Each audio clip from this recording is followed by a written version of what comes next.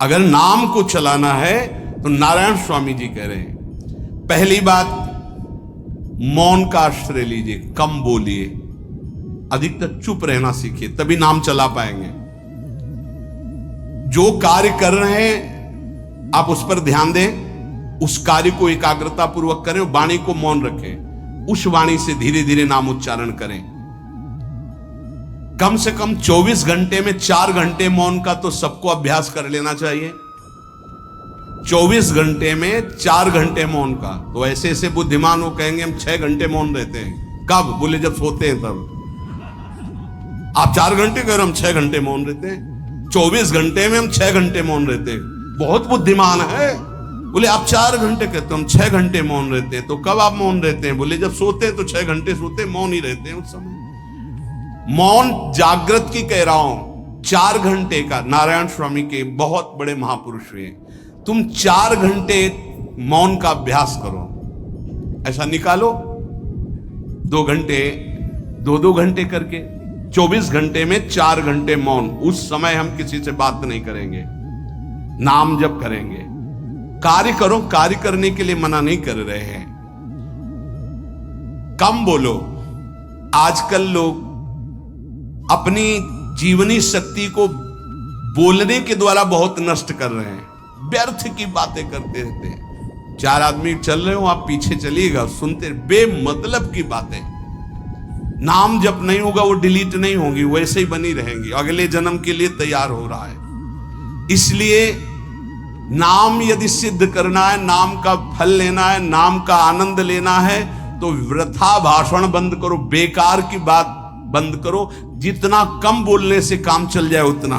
सामने वाले को बोलने दीजिए, आप बीच में नाम चल रहा है, जी नाम चल रहा है। जब कोई आवश्यक बात हुई, पवित्र शब्द बोल दिया, नहीं चुपचाप सुनो ना। उसको लग रहा है कि आप संभाषण करो, मान लो रिश्तेदार है, नातेदार है, मित्र, अब आप व्यवहार में हैं, आप सीधे ये तो नहीं कह सकते हमसे बात मत करो, नहीं, हाँ बात कीजिए, लेकिन आप कम बोलिए, उसको बोलने दीजिए, आप नाम जप कीजिए, जरूरत भर बात कीजिए। बात में भगवान की चर्चा हो तो कोई बात नहीं, अगर प्रपंच की चर्चा है तो बचने की कोशिश कीजिए।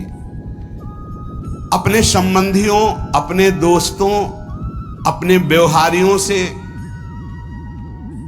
व्यवहार, दोस्ती, संबंध शिथिल कीजिए, तभी नाम में प्रीति होगी। अगर ये अब हमारे दोस्त आ गए हैं तो फिर वो दोस्त छूट जाएगा नाम, अब बातें शुरू हो गई प्रपंच की। धन्य है ऐसी बुद्धि जो प्रियजनों से भी संभाषण केवल भगवत वाक्यों का, अन्यथा नहीं। इसीलिए इस मार्ग को वर्ण करना बहुत कठिन है। एक ऐसा तुम्हारा निवास स्थान होना चाहिए अलग, जिसमें अपने रिश्तेदार, नातेदार, व्यवहारियों का प्रवेश ना हो। आपकी शैया अलग होनी चाहिए। अगर नाम जापक नाम सिद्ध करना चाहता है, नाम का फल लेना चाहता है, नाम निरंतर चलाना चाहता है, तो जिस आसन पर आप बैठते हैं उसी में प्रपंची, विषयी, सांसारिक वृत्ति वाले बैठेंगे तो भजन की वृत्ति नहीं बन पाएगी। एक ऐसा, वैसे होते हैं घरों में बैठने वालों का अलग, लेकिन साधन कक्ष अलग होना चाहिए अपना। किसी का यदि प्रवेश ना हो तो आप देखेंगे कि आपके साधन के परमाणु आपको वहां बैठते ही तत्काल विक्षेप रहित करके भजन में लगा देंगे। अगर घर में ऐसा कुछ ना हो तो एक आसन अपना अकेला रखिए, जिस पर आप शयन करें वो आसन केवल आपका ही होना चाहिए। अगर वो सार्वजनिक बैठने के लिए ही है, ऐसी व्यवस्था नहीं, तो आसन समेट कर अपना अलग रख दीजिए और दूसरे आसनों पर बैठा लिए, फिर वो आसन हटाकर जब आप शयन करें तो आपका आसन होना चाहिए। इसका बहुत बड़ा प्रभाव पड़ेगा। कोई भी ऐसा दृश्य या पुस्तक ना पढ़े जो वासनात्मक हो और प्रभु के नाम से आपको विमुख कर दे। अखबार आदि, समाचार आदि, ये हमारे चिंतन को नष्ट करते हैं। अगर नाम जप करना है, निरंतर नाम स्मृति बैठालनी है, एक घटना कई मिनट तक विक्षेप देती है। ऐसा हुआ, कैसे लोग हैं। अब उसमें तो समाचार ही हो रहे हैं, सैकड़ों बातें हो रही, पेपर है तो सैकड़ों बातें लिखी हैं, क्या क्या, अब वो सब दिमाग में भर गई। इतना व्यसन है किसी किसी को पेपर पढ़ने का, समाचार पत्र पढ़ने का, कि सुबह होते ही वो विरह में रहते हैं कि पेपर आ जाए। आया, मिला तो ऐसी एकाग्रता से पढ़ते हैं जैसे वेदांत चिंतन करने वाला वेदांत चिंतन। चश्मा लगा, चाय रखी, ठंडी हो रही, उससे मतलब बीच बीच में चाय और चश्मा से और पूरे दिमाग में वही। अब क्या करेगा? जो पढ़ा है उसका चिंतन बनेगा, वही बोला जाएगा। अब जहां चार मिले तो तुम्हें पता है, उत्तर प्रदेश में ये हुआ, मध्य प्रदेश में ये हुआ, चर्चा दिमाग। नाम जापक पूज्य श्री नारायण स्वामी कह रहे, अखबार पढ़ना, दुनिया भर की प्रपंच की जिसमें बातें हैं, ऐसे समाचार, ऐसे टेलीविजन देखना, ये तुम्हारे हृदय में नाम नहीं चलने देंगे, तुम्हारी स्फुरणा को गंदी कर देंगे, बेकार का वक्त खराब होगा। इसलिए अगर आपको पढ़ना ही है तो धार्मिक ग्रंथों को पढ़िए, अपने इष्ट संबंधी ग्रंथों को पढ़िए नाम जपने के लिए। किसी को कभी वचन न दे। पांचवा, बहुत बहुत पॉइंट की बात करें, यदि आपने किसी को वचन दे दिया और पूरा नहीं किया तो भजन का फल वहां जाएगा, ध्यान रखना। यही हमसे सब त्रुटियां होती रहती है अपने लोगों से। जाओ आज से बाद वचन दे दिया, हम ऐसा नहीं करेंगे, नहीं करेंगे चाहे मर जाएं।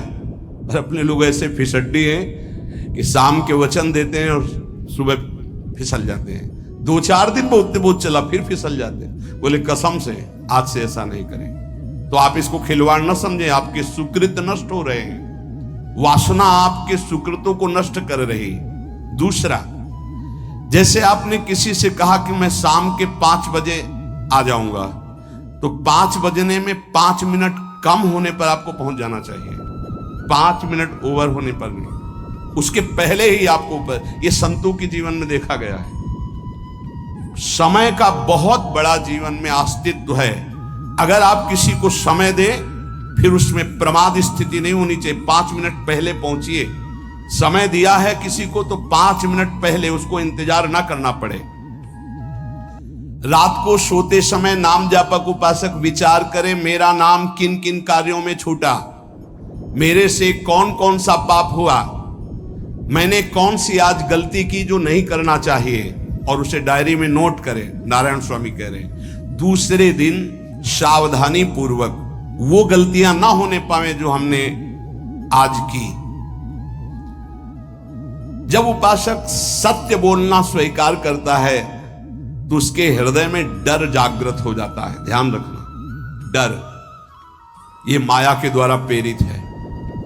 अगर व्यापार में सत्य बोलेंगे तो पैसा अधिक नहीं आएगा, अगर हम सत्य बोल दिए तो डांट लगेगी, अगर हम सत्य बोल दिए तो सब लोग जान जाएंगे मैं ऐसा गंदा हूं। सच्ची मानिए, सत्य बोलने का नियम ले लीजिए, आप निष्पाप हो जाएंगे, आप महात्मा बन जाएंगे अंदर से।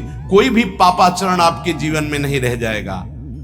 भगवान का नाम सत्य है, उस नाम को चलाने के लिए झूठ बोलने वाला नाम को कैसे चला सकता है?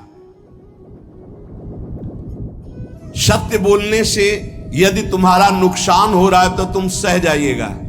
नारायण स्वामी कह रहे हैं उससे बड़ा लाभ आपको श्री भगवान प्रदान करेंगे।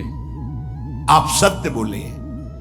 आजकल भगवान पर विश्वास नहीं, इसलिए झूठ पर विश्वास है। कलयुग की ऐसी प्रेरणा है कि सब झूठ बोलने लगे हैं। कोई डरता ही नहीं झूठ बोलने में, पूरा का पूरा। जैसे नहीं कहते कुछ तो सत्य होगा, ऐसे ऐसे महानुभाव हैं कि 100% झूठ बोल जाते हैं, 100%। धन्य है मोबाइल जो झूठ बुलाने में बहुत प्रवीण है, बहुत प्रवीण है। अरे भाई हम नहीं मिल सकते, आज हमारा मन नहीं है, खत्म खेल हो गया, सत्य बात है, नहीं मिल सकते आपसे, मत उठाओ फोन। अगर तुम्हें झूठे ही बोलना है तो फोन क्यों उठाओ? नहीं बोलेंगे, नहीं उठाएंगे तो समझ जाएगा कि उनकी रुचि नहीं। ये झूठ क्यों बोलना, सत्य बोलो। झूठ से यदि आप बच गए तो आपके जिह्वा पे नाम निरंतर चलने लगेगा। ये झूठ ही नाम नहीं चलने दे रहा। असत्य आचरण, छुपाने की वृत्ति, असत्य भाषण, ये नाम में प्रीति नहीं। किसी को भी फुसलाने के लिए झूठ मत बोलिए। सत्य बोलने का अभ्यास कर लिए तो पापी जीव भी महात्मा बन जाए। सत्य आवश्यक है। एक बड़े कागज पर ऐसी जगह लिख के रख लो जहां तुम उठते बैठते देखते हो कि मुझे सत्य बोलने का नियम लेना है, झूठ नहीं बोलना है। सत्य साधन कर लो, फिर देखो नाम कैसे चलता है।